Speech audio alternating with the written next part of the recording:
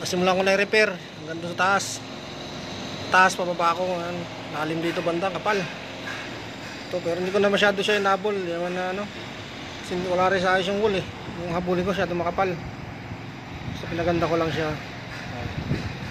Mga babayan, so unang ni-repair itong glass block eh, ano. Hirap ito. Wala na, bababa na naman ako, wala na akong halo eh.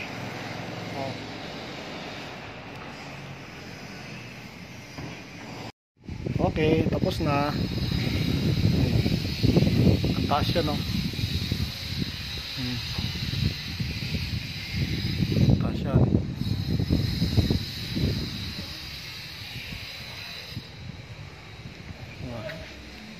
Ito ba yung susunod natin? Ito.